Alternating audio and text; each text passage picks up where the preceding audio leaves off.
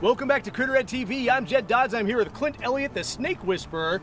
Now, we were going to be off filming for a couple of weeks, but there was so much wildlife activity that was happening this week that we just needed to shoot this episode. Yeah, it was a crazy week for wildlife. But Jed, first I gotta ask, what are you wearing?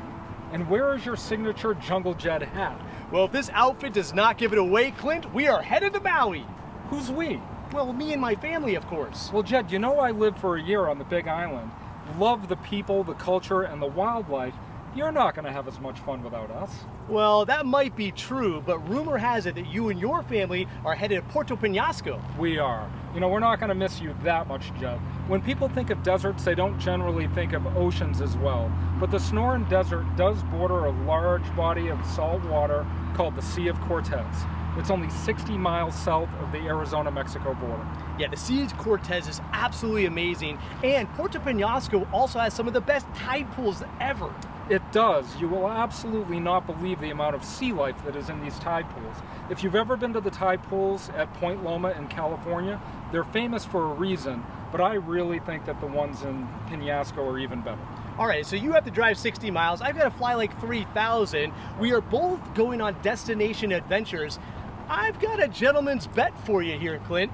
All right, let's hear it. Well, since we're both going to really cool places, why don't we take cameras? You film some amazing wildlife in Puerto Penasco. I'll film some amazing wildlife in Maui, and we'll see who gets the best footage. Well, I'm thinking my camera won't be quite as nice as yours, but you're on. Okay, well, look forward to that episode because that's going to be coming once we both get back. But today we actually have a couple of snakes that we need to relocate here at the ranch. We do. They were found in really heavily populated areas, surrounded by really busy roads. It just wasn't safe for them to be there, so we figured the ranch gave them a much better chance. Yeah, the ranch is definitely filled with wildlife, and they will definitely do well here. So why don't we go and do that release and show everyone how awesome these snakes are? Let's go do it. Let's go. All right, Clint, so we're here at the Natural Wooden Fence, which we have talked about in prior episodes that Clint and his family created, and it really has a perfect habitat for a lot of different animals. So who are we releasing first? Well, first I want to reintroduce my daughter Talia, who helped us with our first bunch of episodes, if you remember. And she wanted to come back for the release of this hatchling king snake. Now, the fact that it's a hatchling is very important in this equation, because hatchlings have not established a home range yet like adult king snakes have. So us releasing it in this natural wood wall, which acts as a nursery for young animals, will actually give it a better chance of survival than anywhere else that we could release it. Well, you've got me sold. I think it's a perfect spot to release this beautiful king snake. So Talia, why don't you do the honors and let our new friend go?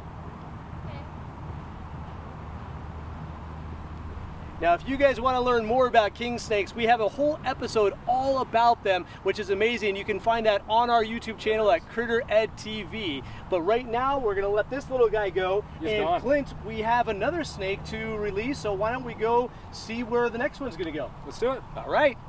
All right, Clint, so we're at our second location for another snake that we've got here, and this one is really cool. It's a Sonoran Gopher Snake. Yep. How did we get this one? Well, this one was found in a housing complex directly across the street from the ranch. We think it ended up there just because it was searching for water, because a lot of complexes around here in Tucson have water features, but we didn't want it to leave that complex and have to travel across 6 lanes of traffic. So we figured we would just pick it up, bring it over to the ranch, and release it here without it having to run that gauntlet.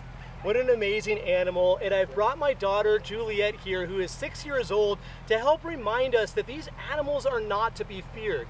We've actually done an entire episode on the Sonoran Gopher Snake, how amazing they are and how critical they are to a healthy ecosystem. And if Juliet here is not afraid of them, you should definitely not be either. Right, Jules? Yeah.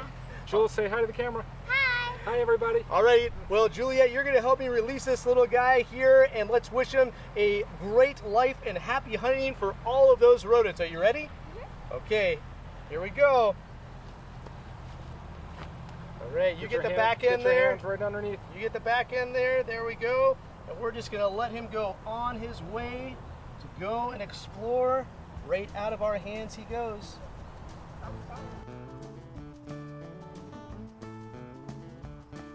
All right, Clint, well, another successful relocation of a snake here at the ranch. What an awesome time we have had here. Juliet, did you have fun? Yeah. All right, well, we'll see you guys next episode where Clint and I battle it out for the best critters that we found from Maui and Puerto Penasco. Dude, you are so toast. We shall see.